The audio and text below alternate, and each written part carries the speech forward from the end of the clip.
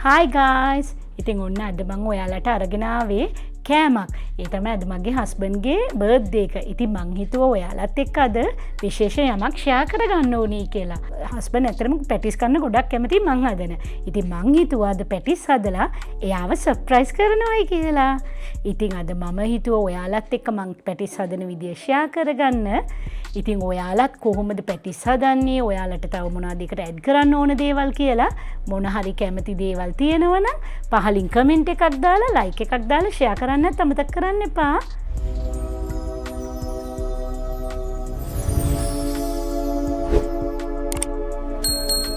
හරි දැන් අපි බලමු පැටිස් එක ෆිල් කරගන්න පේස්ට් එක හදාගන්න විදිය. මේ පේස්ට් එකට අවශ්‍ය වෙන ඉන්ග්‍රීඩියන්ට්ස් තමයි ලූණු, ගාලික්, දෙහි, අමු මිරිස්, රම්පේ, කරපිංචා. මේ දේවල් තමයි පේස්ට් එක හදාගන්න අවශ්‍ය කරන ඉන්ග්‍රීඩියන්ට්ස්. ඊළඟට අපිට අවශ්‍ය වෙනවා පාන් පිටි 1 kg එකක් ගන්න පුළුවන්. මම නම් මෙතනදී යූස් කරේ 500 ග්‍රෑම් වලට තමයි පාන් පිටි ගත්තේ. මොකද 500 ග්‍රෑම් වලට මට එච්චර ලොකු ප්‍රමාණයක් අවශ්‍ය නැති හින්දා මම ඒ ප්‍රමාණය ගත්තා. පාන් පිටි ඉතින් මම ගත්තේ 7 star එකෙන්. ඔයාලට පුළුවන් ඕනම පිටි වර්ගයක් ගන්න. ගී. ඉතින් ඔයාලට පුළුවන් මෙතනදී ගී උනත් යූස් කරන්න, පොල් තෙල් උනත් යූස් කරන්න පුළුවන්. මම නම් යූස් කරේ ගී. ඉතින් මට මේ ගී එක රෙකමන්ඩ් කරන්න පුළුවන්. මොකද එච්චරට මේ ගී එක හොඳයි. ඊළඟට ඔයාලට අවශ්‍ය වෙනවා මෙල්ට් කරපු ගී. නැත්තම් මේ වෙනුවට යූස් කරන්න පුළුවන් මෙල්ට් කරපු බටර්ත් යූස් කරන්න පුළුවන්. ඒක අවශ්‍ය වෙන්නේ අපිට පාන් පිටි එකේ උඩින් ගන්න සහ බෝල් එක ඇතුළට ගන්නයි.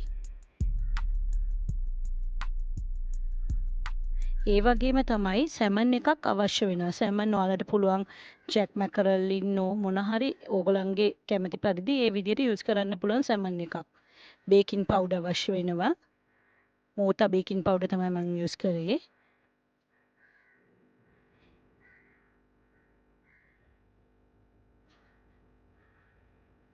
ඊළඟට ඔයාලට අවශ්‍ය වෙනවා ලා උණු වතුර. ලා කියන්නේ ගොඩාක් ලා වෙන්නම ගන්න ඕනේ. වෝම් වෝටර් කියන්නේ.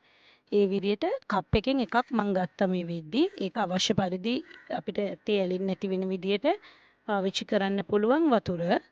දැන් අපිට පාන් පිටි එකට අපි දැන් හදන්න යන විදිය බලමු. පාන් පිටි එකට බේකින් පවුඩර් දාන්න ඕනේ.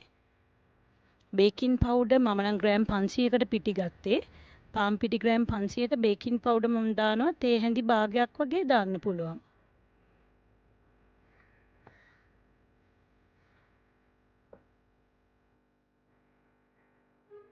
ඊට අමතරව ලුණු දාගන්න ඕනේ.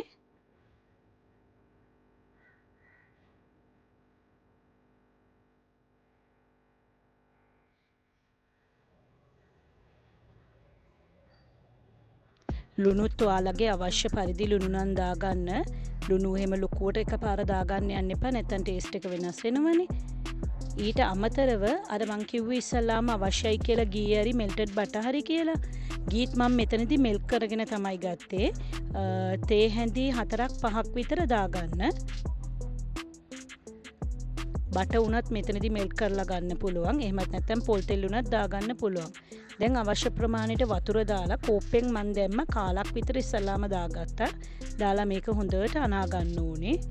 ඒ කියන්නේ මේ ඉන්ග්‍රීඩියන්ට්ස් ටික ඔක්කොම මික්ස් වෙන්න ඕනේ අර පාන් පිටි එකත් එක්ක.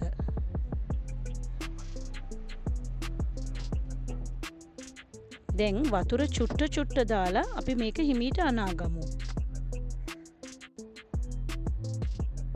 ඉතින් දැන් ඔයාලට පේනවනේ වතුර ඒ කියන්නේ ලා උණු වතුරම ගන්න බලන්න. මේකට ගොඩාක් අය කියනවා අයිස් වතුරත් පාවිච්චි කරනවායි කියලා. නමුත් මම නම් අයිස් වතුර රෙකමන්ඩ් කරන්නේ නැහැ. මොකද මකට අයිස් වතුර වලින් හදලා කවදාවත් එහෙම ඇවිල්ලා තිබුණේ නැහැ හොඳට. ඒ නිසා තමයි මම වෝම් වෝටර් යූස් කරන්නේ. ඒ කියන්නේ ලා උණු වතුර වෙන්න වගේ ගන්න. ඔයගලන්ට පුළුවන් උණු වතුර අරගෙන වතුර ටිකක් මික්ස් කරලා ගන්න. ඉතින් වතුර නම් ඒ ප්‍රමාණය අනුව බලන්න. මෙන්න මේ විදිහට මොලිය හදා ගන්නකම් ඔයගලන්ට පුළුවන් වතුර අවශ්‍ය ප්‍රමාණය ගන්න. ඒ කියන්නේ කෝප්ප දෙකක් විතර කොහොමත් මට ගියා මෙතනදී. ඒක එකපාර හැබැයි වතුර කෝප්ප දෙකම දාගන්න යන්න එපා. හැම වෙලෙම මතක තියාගන්න වතුර පොඩ දාන්න. ඒ දානකොට තමයි මොලිය මේ විදිහට අතේ ඇලෙන්නේ නැති වෙන විදිහට මොලිය හදා ගන්න ඕනේ.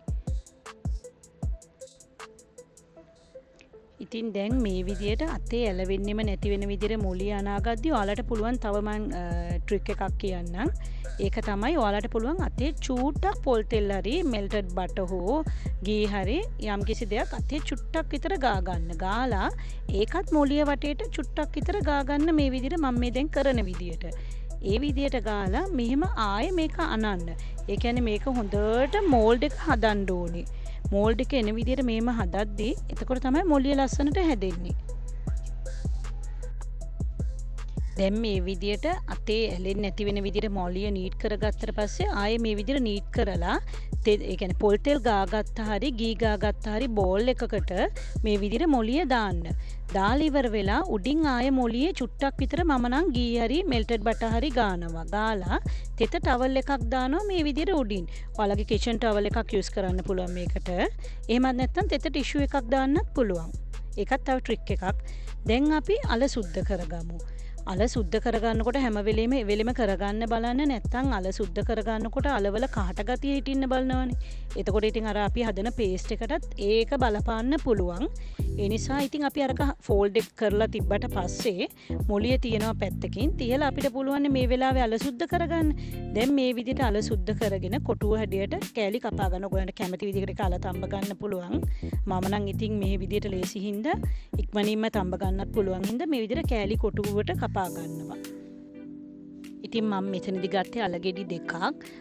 තව ට්‍රික් එකක් තමයි මං හිතන්නේ මම නම් මේක කිසිම එකක දැකලා තිබුණේ නැහැ. මේ දේ කියලා දෙනවා. මේක මම කරන දෙයක්. ෆස්ට් ටයිම් තමයි මම ඇත්තටම කරන්නේ. ඒ කියන්නේ කවුරුත් කරනවා මම දැකලා නැහැ. ඉතින් මගේ ට්‍රික් එක ඉතින් මේ විදිහට කොටුවට කපාගත්ත අලවලට කහයි ලුණුයි දාලා ඔයගොල්ලෝ මික්ස් කරලා මේක තඹ ගන්න. මේ තඹගත් ඒ කියන්නේ අපි අත ගාලා මේ තියාගත්ත අල ටික තමයි මේ තඹ ගන්න. ඒ වෙලෙම තඹ ගන්න. ඊට පස්සේ සුදු ලුණු අරගෙන මේ විදිහට ග්‍රේට් කරගන්න. මේ අපි පේස්ට් එක හදාගන්න තමයි දැන් යන්නේ. ඉතින් සුදු ලුණු ග්‍රේට් කරගෙන ඊළඟට මේ මම නම් පොත්ත පිටින්ම සුදු ලුණු ග්‍රේට් කරනවා. ඔයාලට පොත්ත නැතුවත් පුළුවන්. කොහොමවත් පොත්ත අපි සුදු ලුණු ග්‍රේට් කරද්දි ගැලවිලා එනවනේ මේ විදිහට. මේක ඊසි. ආයි සුද්ධ කර ඉන්න බෑ. එතකොට කෙලින්ම පොත්ත ගැලවිලා එනවා. ඔය විදිහට ග්‍රේට් කරාම සුදු ලුණු හැපෙනවා ගොඩක් අඩුයි. ඒ කියන්නේ සුදු ලුණු කන්න නැති කට්ටියට උනත් හොඳයි. එඟට ඉතින් සුදු ලුණු හොඳ නිසා. ඊට පස්සේ මේ විදිහට අපි ලුණු ගෙඩියක් අරගෙන සුදු ලුණු ගෙඩි දෙකක් ගත්තා නම් මම ලුණු බෑවක් ගත්තේ. ලුණු බෑවක් අරගෙන මේ විදිහට අපි චූටි චූටි කොටු කෑලි කපා ගමු. මෙන්න මේ මම පෙන්නන විදිහට. චූටියට කොටු කෑලි කපා ගමු. පිටි කපලා චූටි කොටු කෑලි කපා ගමු මේ විදිහට.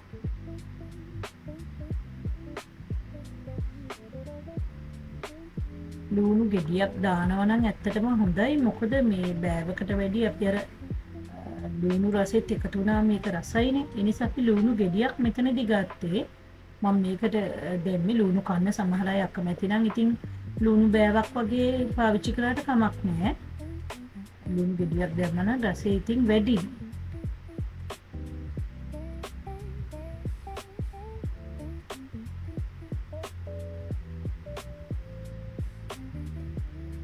ඊට පස්සේ මේ විදියට චූටි ඉඟුරු කෑල්ලක් අරගෙන ඔයගලන්ට පුළුවන් ග්‍රේට් කරන්න.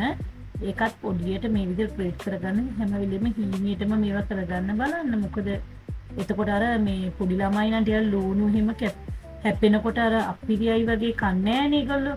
අප්පිරියයි කියලා අදහස් කරන කේ ගොඩක් ඒගොල්ලෝ කැමති නෑනේ. ඉතින් එතකොට මෙහෙම ග්‍රේට් කරාම මේ ගොඩක් ලුණු හැපෙන්නේ නෑනේ. ඒක මික්ස් වෙලාම හැමම යනවා. ඒ නිසා අපි මේ විදිහට ග්‍රේට් කරගත්තම ඒක තව අර රසෙත් වැඩි වෙනවා. ඉස්මත් එක්කම එන හින්දා.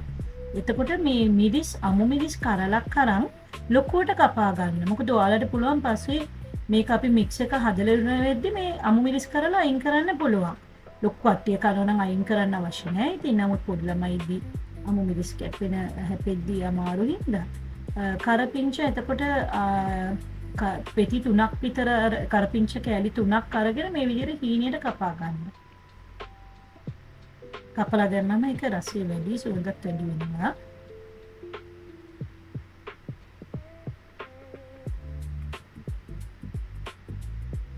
රම්පෙත් මේ විදිහට කපාගත්ත කෑලි දෙකක් තියාගන්න. මේ රම්පේ කරපිංච නම් මගේ ගෙදරදී හදපු ඒවමයි. ඉතින් ඔයාලටත් පුළුවන් පොඩි පෝච්චි එක රම්ප් එකක් හදාගන්න. දැන් මම ගත් ජැක් මැකරල් සැමන් එක මෙතනදී මොකද සැමන් එක මේ විදිහට අපි කපාගෙන පීයකින් කපාගෙන හරි ඔයගොල්ලෝ කැමති විදිහකට ඒක සැමන් එකක් කපාගෙන මේ විදිහට මේ අපි දැන් සැමන් එක දාගන්න. දැන් මේ අපි අර තඹ ගත්ත අල ටික තමයි දැන් ඉස්සෙල්ලා මම තඹ ගත්තයි කියලා කියන්නේ. ඒ අල ටික තමයි මේ තියෙන්නේ. දැන් මේක අරගෙන චොප් කරලා තමයි මේ අල ටික තියාගන්න ඕනේ. ටිකක් අරගෙන කොටු කෑලි වෙන්න කපන්න. දැන් මේ තියෙන්නේ අර අපි කඩාගෙන මේ පොඩි කරගත්ත සැමන් ටික. දැන් අපි පොල් තෙල් මේස් හැන්දක් දාමු. මේස් හැන්දි දෙකක් විතර දාලා දැන් අපි මේකට දාමු ඉඟුරු සුදු ලුණු පොඩි කරගත්ත ඒවා ටික.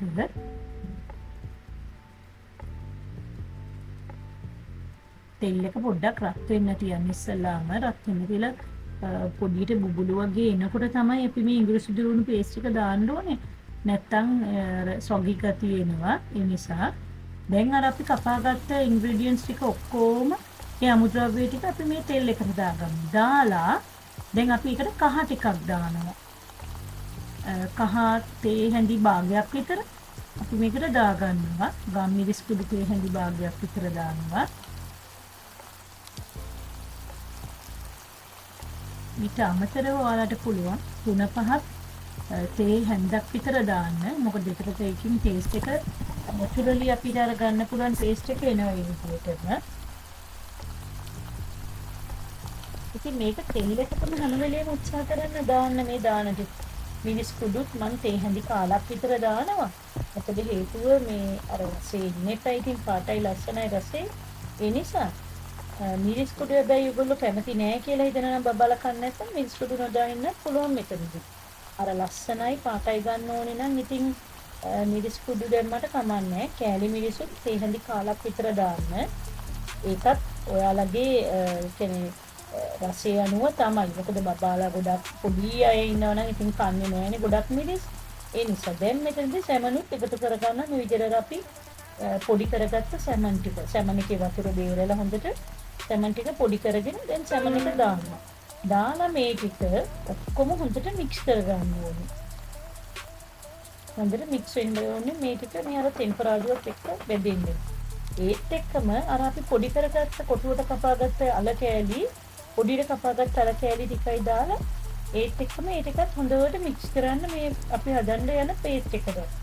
ඒ ඔක්කොම හොඳට මික්ස් වෙන්න ඕනේ. අර මං අල පොඩි කෑලි දාන්න කියලා අදහස් කරේ මෙතනදී සමහර අය අල ගොඩ පොඩි වෙලා කන්න කැමති නෑනේ. එතකොට අපිට පුළුවන් මේ දෙකම බැලන්ස් වෙන්න චූටියට අල පොඩ්ඩක් පොඩියට කොටු කෑලි කපාගෙන දාන්න. දැන් අපි මේක මේ පේස්ට් එක මික්ස් වුණාට පස්සේ දෙහි බෑවක් කපාගෙන දෙහි ඉස්ම ටික එකටම එකතු කරගන්න. එකතු කරගත්තම එතකොට තමයි අර කියන්නේ හරි ලස්සන මේ සුවඳකුයි රසයකුයි එනවා. ඉතින් ඒකෙන්න තමයි අර දෙහි බෑව ඉස්ම අපි ගන්නෙ මෙතන යූස් කරන්නේ. දැන් තව චුට්ටක් විතර පාට මදි කියලා දැනුන නිසා මම කෑලි මිරිස් තේ හැඳි කාලා ආයෙත් දැම්මා. ඔයාලටත් පුළුවන් මෙතනදී එහෙම කරන්න. එහෙම කැමති නැත්නම් ඒක නොදා ඉන්නත් පුළුවන්. ඊට පස්සේ ආයේ මට ලුණු මදි වගේ ගතියක් දැනුණා. ඒ නිසා මම ලුණු තේ හැඳි නෙමෙයි ඇත්තටම පින්ච් 3ක් විතර දැම්මා. ලුණු නම් හැම වෙලේම රසය අනුවම දාන්න බලන්න. දැන් මම ඔන්න ওই පේස්ට් එක හදලා පැත්තකින් තියලා ඒකට අවලකින් වහගත් මොළිය තමයි මේ ගන්නෙ. දැන් ඒක අරගෙන මේ මොළිය පාන් පිටි ඉහදත්ත චපාති බෝඩ් එකක උඩට දාගන්නවා. දාලා මේ විදියට අපි මොළිය අරගෙන අර පාන් පිටිත් එක්ක මේ විදියට මික්ස් කරලා මෙහිම නැවතත් අර විදියට අපි පොඩ්ඩක් විතර අනා ගන්න. අනාගෙන අපිට පුළුවන් මේක චුට්ටක් විතර දිගෑරලා කෑලි වලට කපා ගන්න. අර ඇදෙන්නේ නැති වෙන්න තමයි අපි මේ පාන් පිටි උඩින් මෙහිම ඉහන්නේ. මේක ඉතින් අර අපි මෙහිම දිගෑර ගන්න චුට්ටක් එතකොට කෑලි වලට අපිට කපාගෙන ඔක මොළිය මේ හදන්න පුළුවන්. අර ඇලෙන්නේ නැති වෙන්න තමයි හැම වෙලෙම පාන් පිටි ඉහලා ගන්න කියන්නේ. එතකොට ඇලෙන්නේ නැහැ. නැත්තම් ටක් ගාලා අර මේ මොළිය ඇලෙන්න බලනවනේ. ඒ නිසා දැන් මේ විදිහට අපි කෑලි කපාගෙන අපිට පුළුවන් පාන් පිටි මේ විදිහට කියන්නේ මේ මොලියෙන් කෑලි කපාගෙන පැටිස් එකට එන විදිහට හදාගන්න. දැන් මේකේ මට මේ මොලිය වැඩි හින්දා ඉස්සලා මේ මොලිය අරගෙන කපා ගන්නවා. ආයේ ඕකද පාන් පිටියල ඕකෙට කෑලි අපිට කපා ගන්න පුළුවන්. මොකද පැටිස් හදද්දී පැටිස් සාමාන්‍ය චූටියටනේ හදන්නේ. ඉතින් ගොඩාක් ලොකුවට එතකොට ඔය වගේ ලොකු මොලියක් එකපාර හදන්න ගියාම ඒක පැටිස් එක ලොකු වෙන්න බලනවා. ඉතින් අර අපිට ඒ ප්‍රමාණය ගන්න ඕන හින්දා අපි චූටි චූටි කෑලි කපාගෙන ගමු මොලිය. මේ විදිහට මේකත් අරගෙන මේකේ බෝල ගහලා අපිට පුළුවන් පොඩි කෑලි කපලා ගන්න.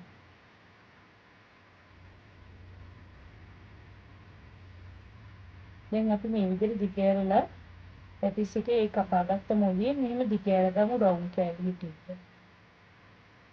දැන් තේරෙන්නේ දෙකලන්ට. දැන් ඔය එක පැටිස් එකක් හදන්න එනනම් තව එක කෑල්ලක් ගත්තා. දැන් ඔය ගත්තේ ඉතින් මේක හොඳට දිගෑර ගන්න ඕනේ රවුම් ආකාරයට දිගෑර ගන්න ඕනේ පැටිස් එක. ඒ කියන්නේ ඇත්තටම අපි පැටිස් එකේ ඔයගොල්ලෝ ඒ කියන්නේ ඒ මෝල්ස් තියෙන පැටිස් මෝල් ඒකකට දානවා නම් ටිකක් අනිවාර්යෙන්ම ලොකුවටම ගන්න ඕනේ. අපි අතේ හදනවා නම් මේ රවුම පොඩි වුණාට කමක් නෑ. ඒක අපිට ගෑරක් පොසිනුණක් තියලා ගන්න පුළුවන් නිසා. නමුත් දැන් මම මේ හදන එක පැටිස් මෝල්ඩ් එකකින් හදන්නේ. ඒක එච්චර ලොකු ගාණක් වෙන්නේ නැහැ. රුපියල් 60ක් 70ක් විතර වෙයි පැටිස් මෝල්ඩ් එකක් ගන්න ගියොත් නේ. දැන් මම හිතන්නේ 100කට වගේ දැන් 100කට 150කට වගේ ඇතුළත කොහමද 150ක් ඇතුළත පැටිස් මෝල්ඩ් එකක් ගන්න පුළුවන්. ඉතින් ඒකට හදන්න ඕන ඉඳ තමයි මම ඔන්න ඕක ලොකුවට මේ ඒ කියන්නේ පැටිස් හදන මේ ඒ රවුම අපි ලොකු කරගන්න. ඉතින් ওই පැටිස් මේ මෝල්ඩ් එකෙන්ම ඔයගලන්ට පුළුවන් රවුම කපා ගන්න තියලා මේ විදිහට. එහෙමත් නැත්නම් පැටිස් වලටම ওই රවුමක් වගේ හොඳ තියාගන්න. ඒ මූඩියකින් හරි වුණත් ඔයාලට පුළුවන් මෙහෙම රවුම හදාගෙන කපා ගන්න. හොඳ අලුත් කියන පාවිච්චි කරන්න මේකට එතකොට. එහෙම කරලා ඊට පස්සේ මේ විදිහට අපි දැන් මේ රවුම දිගෑර ගන්න. දැන් ආයෙ දැන් ඔය අපි කපාගත්ත රවුම. දැන් මේක දිගෑර ගන්න. මේ තේරෙන්නේ මෙන්න මේ පින්නන විදිහට. අපේ දැන් මට මේ පැටිස් මෝල්ඩ් එකට වඩා රවුම මේකේ දිගෑරෙන්න ඕනේ. අපි මේකට තමයි පේස්ට් එක දාලා මේ පැටිස් මෝල්ඩ් එක හදන්න යන්නේ. ඉතින් ඒ නිසා අපි මේක පොඩ්ඩක් දිගෑර ගන්නවා. දැන් මේ පැටිස් මෝල්ඩ් එකේ වටේට චුට්ටක් විතර අපි පොල් තෙල් චුට්ටක් වටේට ගා ගන්න පුළුවන්. නැත්තම් අර ගී හරි ගාලා මේ විදිහට මේක මෙහෙම දාන්න.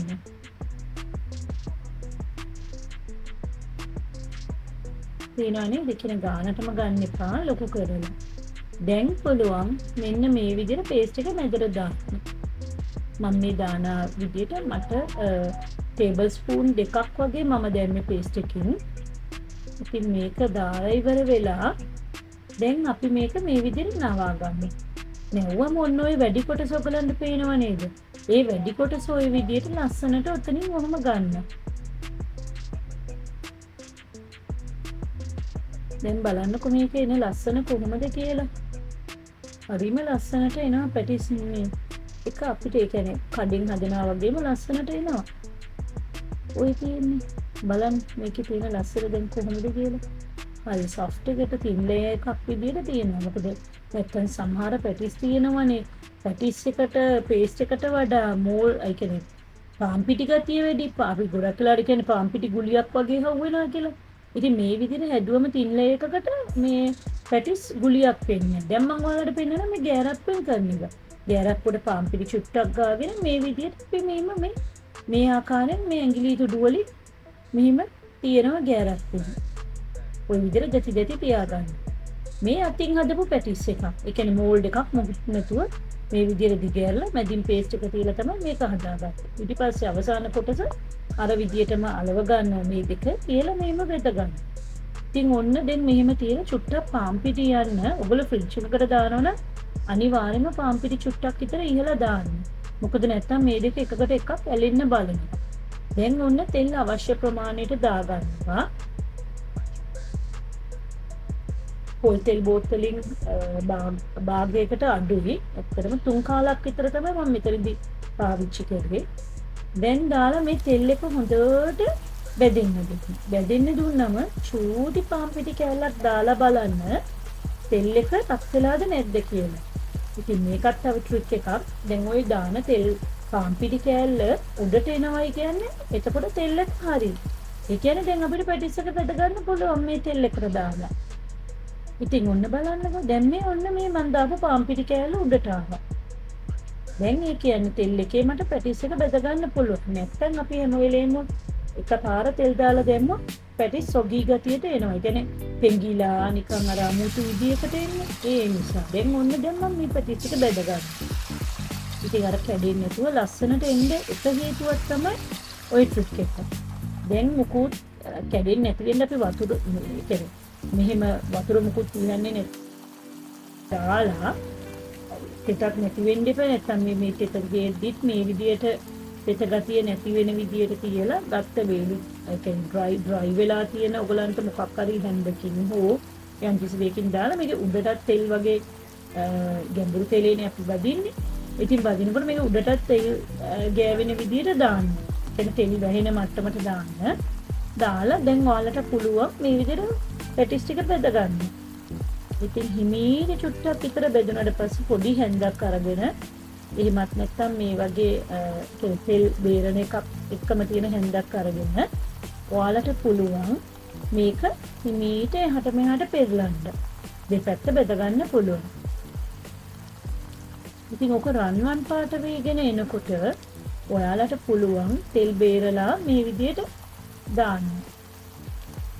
අපි ටිෂු එකකට දාගමු. එතකොට තෙල් ඔක්කොම බේරිලා මේ තෙල් ටික ටිෂු එකට උරා ගන්න නිසා නැත්නම් පත්තර පිටුවකට හරි දාන්න.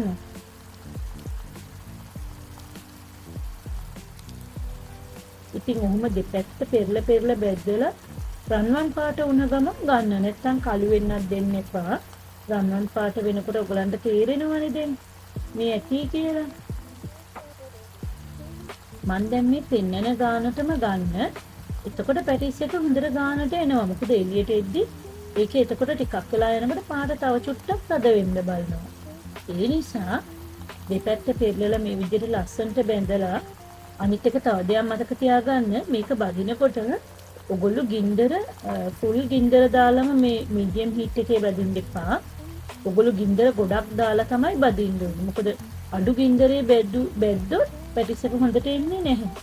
ඉතින් මෙන්න මේ පාටට එනකොට ඉක්මනින් පැටිස් එක බා ගන්න. මොකද තව ටිකක් වෙලා යනකොට අපි එළියට තිබ්බම පැටිස් එකේ පාට තව චුට්ටක් තද වෙනවා. එතකොට ලස්සන පාටක් එනවා. ඉතින් ඔන්න මම අර මෝල්ඩ් එකේ බෙදගත්ත පැටිස් එක තමයි ඕක. මේ තියෙන්නේ මම අතින් හදාගෙන බෙදගත්ත පැටිස් එක තමයි මේක. අර නීට්නස් එක තියෙන ඉතින් මෝල්ඩ් එකෙන් අපි අතින් හදාගත්ත එකෙත් ලස්සනක් තියෙනවා නේද? දැන් පේනවා නේද මේක ගානිෂ් කරලා තියෙන විදිය. ඉතින් ඔයාලට පුළුවන් ඔයාලා කැමති සෝස් එකක් එක්ක මේ විදිය සර්ව් කරන්න. දැන් බලමු අපි මේකේ රසය කොහොමද කියලා. ඉතින් අපි කාලා බලමු අද පැටිස් එක මං හදපු කොහොමද කියලා.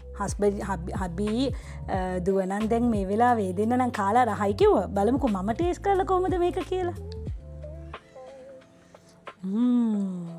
ඇත්තටම මං හිතන්නේ මං අද තමයි හදපු රසම පැටිස් එක. හරිම රසයි.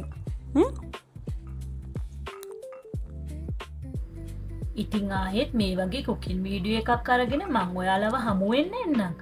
ඉතින් එතකන් ඔයාලා මාව ලයික් කරලා, සබ්ස්ක්‍රයිබ් කරලා, ෂෙයා කරන්නත් අමතක කරන්න එපා.